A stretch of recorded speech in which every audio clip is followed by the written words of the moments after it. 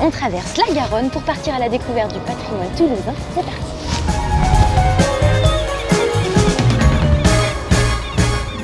Saint-Cyprien, ou Saint-Cyp pour les intimes, a longtemps été un quartier inhabité. C'était en fait des marécages régulièrement inondés. Mais peu à peu, grâce à l'implantation de nombreux hôpitaux, Saint-Cyprien est devenu un quartier très vivant. La rive gauche de la Ville Rose, et nous allons découvrir comment.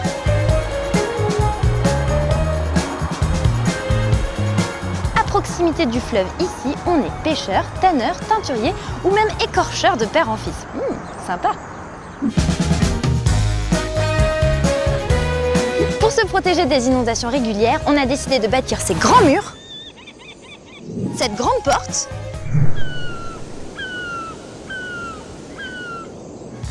et dans ces encoches, on venait glisser des gros madriers de bois. Aux portes de la ville, ce quartier va naître autour des institutions de charité tenues par des religieuses. Ici, on y accueille des pauvres, des orphelins et des prostituées.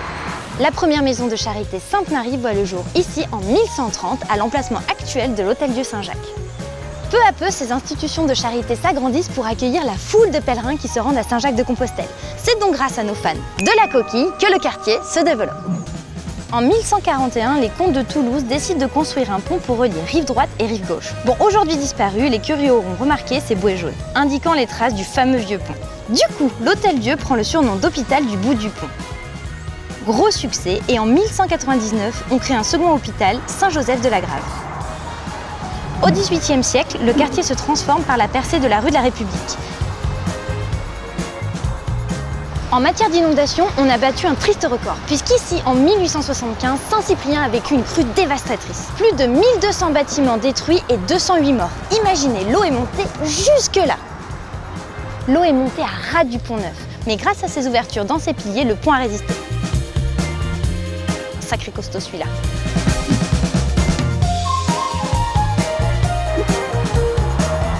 Nous sommes tout en haut du château d'eau. Il a été de 1817 à 1875 une façon très ingénieuse de distribuer de l'eau potable aux Toulousains. L'eau de Toulouse est filtrée, d'où la prairie des filtres. Bien joué! L'eau est pompée par deux grandes roues à hop qui envoient l'eau à 20 mètres au-dessus du sol. Et en retombant, l'eau crée la pression nécessaire pour alimenter les fontaines publiques. Sacrément ingénieux les gars! Et c'est dans les années 70 que le célèbre photographe toulousain Jean Dieuzède a l'idée d'y créer une salle d'expo atypique.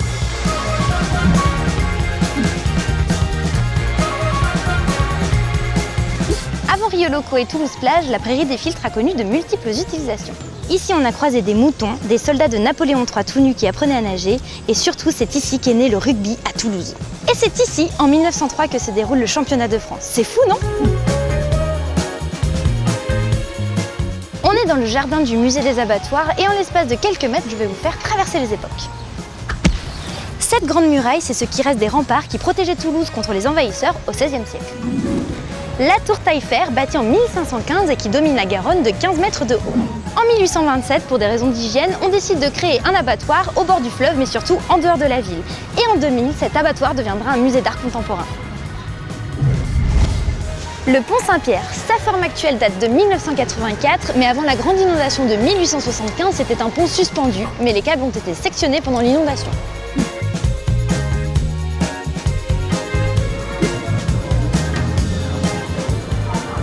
Dis donc, tu savais toi que le nom de la place de l'Estrapade, c'était d'abord le nom donné à un châtiment, un supplice. Tu prenais un mec comme ça, tu l'attachais du haut d'un mât et paf, tu le laissais tomber comme ça pour qu'il meure.